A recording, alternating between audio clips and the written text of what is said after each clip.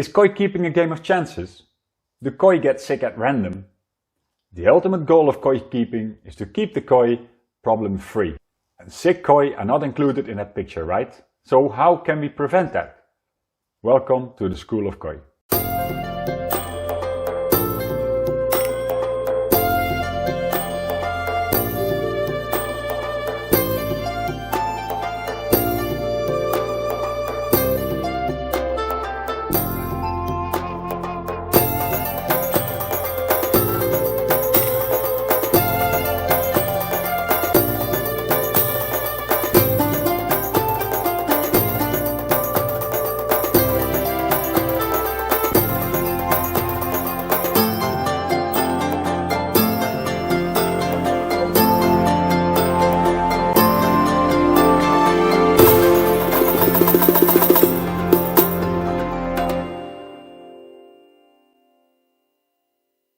No one wants to look at diseased koi. Everybody wants to feed pretty and healthy koi. So how can we achieve that? How can we prevent from our koi to get sick? Well, in this video we will talk about the causes of disease in koi. We will talk about the true problem and we will talk about the solution, which is simpler than you think. And I'll share some thoughts on first aid in making choices. So first, humor me. Pause this video and think about what causes disease in koi. Take pen and paper and write down what you think at this moment causes disease in koi. Take a few seconds, a few moments, and then come back to this video right at this point.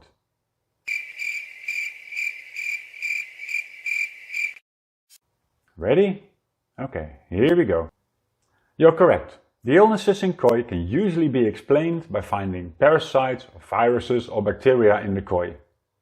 But they rarely are the problem. Problems arise and then these parasites and viruses come after them. Let me explain this. I look at the koi health as an iceberg. The tip of the iceberg is diseased koi. That is what you see. And the bottom of the iceberg are healthy koi. Healthy koi will be recognized by anybody. Bugs don't stand a chance and the fish are swimming around healthy and shining. Diseased koi, the tip of the koi, are also recognized by everybody. They have holes, they have fungi growing on them, and they're just not happy. Sometimes they even die. At the tip, so the most diseased koi, the bugs win. At the bottom, with healthy koi, most bugs don't stand a chance. The koi are healthy and thriving. In the middle is more difficult to see. Bugs are a burden, but the koi still win. So what are the influences on when the bugs win and when the bugs lose? In my opinion, there's a lot of factors influencing the koi's health. The healthier the koi is, the more the koi will also be able to withstand diseases, like parasites. The more stress it experiences. If your filter is too small, if there's a high bacteria load, dirt in the pond, if there's too many koi for the amount of water that you have, if you don't do enough water changes or poor water conditions, if the koi are not fed enough, if the oxygen content in the pond is low. These are all factors that influence the koi's health. The worse they are, the faster the koi will get sick from parasites, which he would be able to withstand if all these factors were not in place. So my main conclusion is, the problem most of the time is you, the koi keeper. If your koi gets sick, it's usually because at the start they are experiencing stress, malnutrition, too few water changes, low oxygen, your filter is too small, there's bacteria and dirt in the pond building up, or you have simply too many or too big of a koi in the pond. You are the problem. Look into this mirror and tell me it's not true. If the koi gets sick, 90% of the time, 99% of the time, it's one of these things or a combination of these factors that lead up to sick koi. Thank God there's also an answer. You are the answer. You're the solution. You can keep your koi healthy. Make sure they don't have stress. Give them good food and plenty of water and aeration. Make sure your filter is big enough, it's sizable. Have a clean pond and low numbers of koi, and they will thrive pretty fast. Is it a dice game? For me, it is a little bit of dice game, but also not, because you can influence the outcome. If you look at the roulette system and you look at the roulette table, let's think of the ball as a parasite. And if the parasite lands on one of these numbers, then your koi will get sick. If you have some koi knowledge and you make sure that you do the right things around your koi, you will block a few of these numbers. If the ball doesn't hit a number, your koi doesn't get sick. If you replenish enough water, some of these numbers will block. The chances that your koi will get sick will be reduced. Make sure you give them good food, not expired food, good koi food with all the ingredients in it so they can thrive. That will help them prevent malnutrition also. Malnutrition goes slowly over time. If you give them a poor quality of food, a few years down the road, they will not have enough and they will get sick. If your filter is big enough, a couple of numbers are blocked. If you have lower numbers, so less koi per cubic meter of water, the chances of your koi are getting sick will be lower. Stress is a huge factor, highly underestimated. If they experience stress most of the time, they will get sick a lot faster. And the last one, of course, also oxygen. If there's ample oxygen in the water, the koi will go on pretty easy. They can stand a lot. If the oxygen content gets lower and lower and lower, they will start to struggle. And last but not least, buy koi at the koi dealers. They will know where it comes from. The koi dealer will have screened most parasites before you put the koi in your pond. So make sure the koi is clean when you put it in the pond. That way you reduce the chances of bad luck. And in the end, yes, things do happen, things can happen. So in a very small percentage of the time, you can have bad luck. But if you take out all the other potential problems from the equation, the chances of your koi getting sick are greatly reduced. So it's not really a numbers game, it's not really a dice game. You can prevent all these things. So how do I prevent my koi from getting sick? Well, there's several decision moments when you want to prevent your koi from getting sick in the future. The first one is pond construction. If your pond is well constructed and the layout, filters and the returns are well designed, there will be enough oxygen in the water for your koi to thrive. The pump will be well placed and turn over enough water so that the water remains healthy. It will have a low ammonia content. If you decide how many koi you put in the water and how big they are or how big you want them to get, that's a decision moment. If you put a few smaller koi or less koi in your pond, the chances of getting them sick are a lot lower. Another factor is the type of feed and feeding behavior. And of course the daily caretaking and the cleaning of the pre-filters is very important. Those are decision moments during the time you keep koi. First, pond construction. The oxygen level in a pond and your filters is very important. If you make sure that there's enough oxygen in the water, then the bacteria in your filter can do their job and your koi will thrive. Stress is a very important factor. If we experience too much stress, we get sick as well. Koi are no different. If you want to learn more about the pond construction, look at the video Koi Pond Planning Part 1. But the most important factor I want to say is that it is a closed system. It's one bowl of water. The fish don't get a say of what comes in or what goes out. They're in that water, completely dependent on you. How you design your pond, how you maintain your pond. So make sure you construct your pond well at the start. When you start thinking about making a new pond, if you construct it well, you reduce the chances of your koi getting sick. And think about the toilet effect. The faster you can get all the debris to your filter, the faster it's out of the water system near your koi. And if you never clean a toilet, it'll get smelly. So clean your pre-filters on a very regular basis, preferably multiple times a day. Not everyone does that. If you clean them once a day or once a week, every time you make that choice, do I clean the pre-filter, yes or no? That will have an influence on the quality of your water. More often you make it clean, the better the quality of your water. It's as simple as that. The size and number of your koi are very important. They like to swim in a school, so take a minimum of 4 koi. How much koi can you keep at a maximum? Well, that depends on the size of your pond, the filter, your feeding behaviors and the goals that you're after. If you want to keep Grand Champion koi, you will have less koi per volume of water. If you just want to keep pretty colors, you decide to buy small koi, and if you look at the design of the koi, you can even try to get koi that will also stay smaller. Pretty colors stay smaller, but then it's easier to keep them healthy because they will not get that big.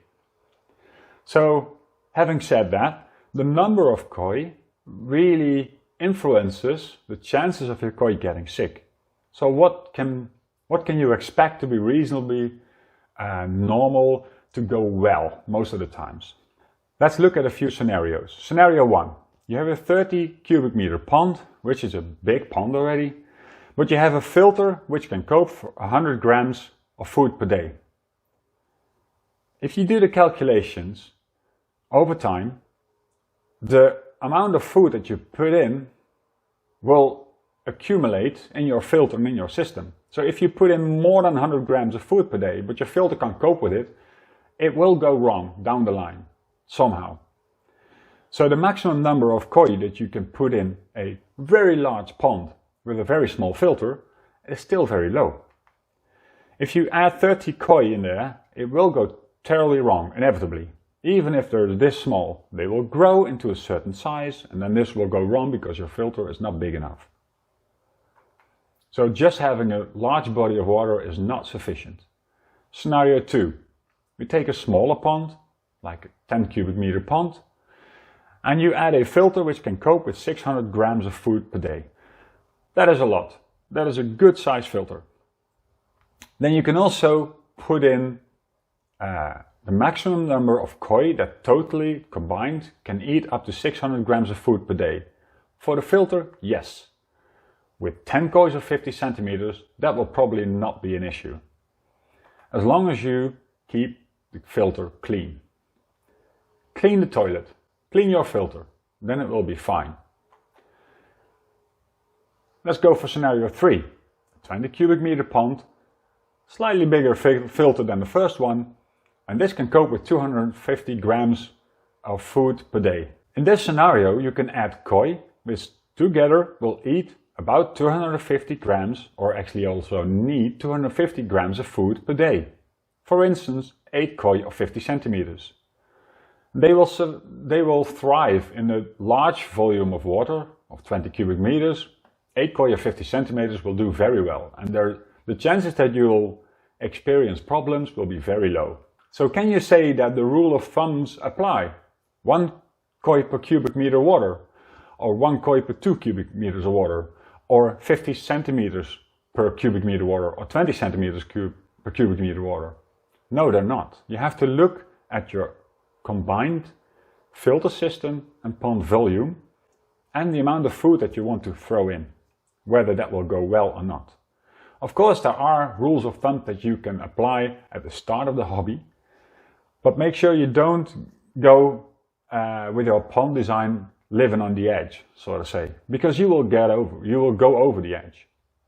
If you would go for 1 koi per cubic meter and you add 20 koi to this pond of 20 cubic meters and you add 20 koi of 30 centimeters, that will be fine for years to come. But once they reach 60 centimeters, that will not be okay, because 20 koi of 60 centimeters will not thrive in a 20 cubic meter pond with such a small filter. Let's go through a final scenario. Make sure you do it on the safe side. You make a large pond of 20 cubic meters of water. You add a filter to that which can cope with 600 grams of food daily. And you put in the koi that maximally eat 500 grams of food per daily. For instance, 12 koi of 60 centimeters. For me, this is around a safe zone. The maximum number that I would apply in a koi pond when I put koi in of 60 centimeters. A general rule of thumb, and this is a very general rule of thumb when you start the hobby and you want to keep them problem-free. I know things can be done very hard. If you change water every day, if you clean your filters daily, you can keep a lot of koi in a low volume of water. If you want to keep koi problem-free, I suggest, especially at the start of the hobby, if you keep small koi up to 50 centimeters, then 1 koi per cubic meter is usually fine. As long as your filter can cope with the amount of food that you put in. If you want to keep bigger koi than that, strive to a maximum of 1 koi per 2 cubic meters. That way you have the highest chance of success that you can keep your koi problem-free. The aim of all us koi keepers is the same. You want to keep our koi beautiful and thriving, problem-free, without too much hassle. The more koi you put in the system, the more often you need to change the filters or clean the filters. So try to stick to the lower part and you'll be fine. The type of food and your feeding behaviors are very important. Choose koi pellets, not goldfish sticks. Koi are not goldfish. They will eat it. These big bags of goldfish sticks are very cheap. You can buy a lot of this material for a few dollars or euros or pounds or wherever you're from. But in the end, your koi will get malnutrition. And you don't notice that within a few months, a few weeks or from a few months. It's usually after 1, 2, 3 years that you will really notice malnutrition. In the beginning of the year, when the water slowly warms up, the parasites are most active. If your koi will experience malnutrition, that is when they're vulnerable. That is when they will be most susceptible to diseases. Malnutrition will also show itself when koi start to bend at the tail or in the middle of the body. That is usually malnutrition. Watch the video about nitrogen in a koi pond. Know how you need to feed your koi. The amount of food you put in the water equals the amount of nitrogen you put in the water. And this needs to be dealt with, so your filter needs to be big enough. You have to realize that. Make sure you know how much food you give your koi daily. You don't actually have to weigh it daily. If you use a cup and a mark on this cup, if you put in, say, 100 grams in that cup of the particular food that you are feeding your koi now, then fill that cup every day until that mark. Then you will be fine. If you use that cup every day, you will give your koi the same amount of food every day. Regularity is key. Divide it over the day, so don't throw it all in one go, but divide it over 3, 4 or 5 feeding moments, especially in summer, maybe not in the fall and spring, because then once a day will be fine. But in the summertime, when you start feeding more, divide the food over multiple feedings, which is a lot better for your filter. I will get into that later. Actually a later video. Don't give your koi too much food and too fast in spring. The bacteria in your filter need time to adjust to the new water temperature to be able to cope with all this ammonia that is formed by your koi when they digest the food. And these bacteria, they work temperature related. The warmer it is, the more efficient they are in getting rid of all this ammonia from your pond system. And your filter bacteria are coming out of the winter. They need some time to adjust to the new amount of food that is presented to them. So they need to start building up volume to be able to cope with the amount of food that you want to feed them in the summer. So going towards summer, you can start giving them a little bit more food every week. Give them food daily, but a little bit extra every week. In the summer, your filter will be up and running, and then you can feed whatever they need. But in spring and fall, make sure you start slow and slow down also. The NVN Koi app helps you with that, the free NVN Koi app. The only thing you need to do there is enter the water, the water temperature of your pond, and it will automatically return how much food for your koi for the number of koi that you have is advised. So then let's go into daily care. If you feed your koi, you can also observe them. If you feed your koi every day, multiple times a day, you see exactly what is going on. You get to know your koi. You get to know whether they're simply changing a tooth or really have issues with some parasite maybe. Or everything is fine. Most of the time, hopefully. You can do regular water changes. The more often you do regular water changes, the better your koi will thrive. And reduces stress. Daily care is about reduction of stress also. If you want to show your koi to a friendly koi hobbyist, learn from experienced koi hobbyists how to actually net them and put them in a bowl. If you start chasing them through the pond, your whole pond will be stressed. It will actually also influence how much food they will take in the next day or 2 days after that. So reduction of stress is something that you have to keep in mind all of the time. And think about the toilet effect. Clean the pre-filter as often as you think about it. If you use a drum filter, this will do that automatically, but then you have to save up to get a drum filter. But I'm really a big fan of drum filters. And of course, shit happens. If you take new koi from a random other pond, from another koi hobbyist, and you get shit in your koi pond, this is not shit happens, because you know this in advance. There is a chance that you will bring diseases from another pond into your pond if you get your koi from a random other pond. For me, this is not shit happens. For me, this is a rolling of the dice. And yes, I have made a mistake in the past as well. So I know what I'm talking about. Usually this goes fine, even if you do quarantine periods. But sometimes shit will happen. What is shit happens is damage during spawning. There's little you can do to prevent that. There are some tips and tricks, but sometimes these things happen. If you have a power outage, even if it's a temporary one, it could be that your koi will have a dent in their immune system and that you have to take care of them a little bit better. Or the occasional parasite, it does happen. You know, usually it's fine, they can take a few parasites. If the rest of all the ingredients are there to have your koi thrive and have them healthy, a few parasites won't bug them. If it gets more, or if the water temperature in the spring stays below 12 degrees for a very long time, that's when you can think about helping them. And bad luck does happen. Sometimes things just happen. When your koi are in trouble, then ask experienced koi keepers and our koi doctors what to do. Don't just start throwing stuff in your pond. When you have not really found what the problem is with your koi, don't start treating it, because sometimes a treatment can prevent the treatment of the real disease that is there.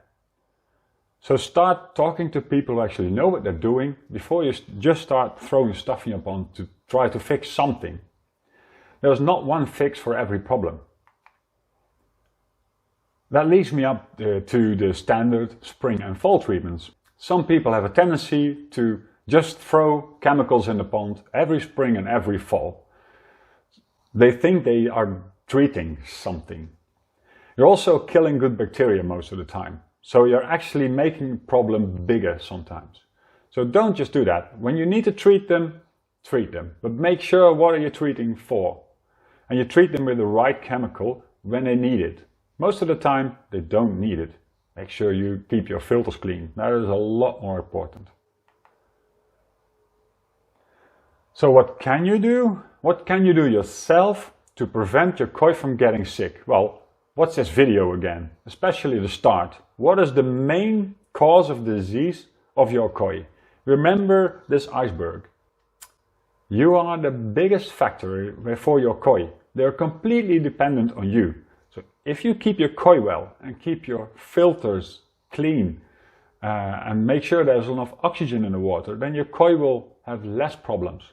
You don't have to share it all over the social media, but really look in the mirror and think about your own pond. Is my pond fit for purpose?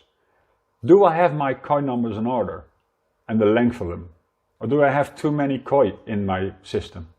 How am I taking care of them? Am I taking care of them on a regular basis? Be critical for yourself. You don't have to share it all, just learn from it and adapt. It is ultimately for your own koi fun. The better your koi respond to you treating them, the more fun you will have from them. Subscribe to this channel, The School of Koi, learn more, use and read the free Koi app, follow courses, especially the microscopy and wound treatments, because that is something I can never show you using a video. That is something you really have to experience yourself, together with friendly koi keepers. Join the Koi Association, read Koi magazines and visit koi shows. Enjoy koi, enjoy the School of Koi. Until next time.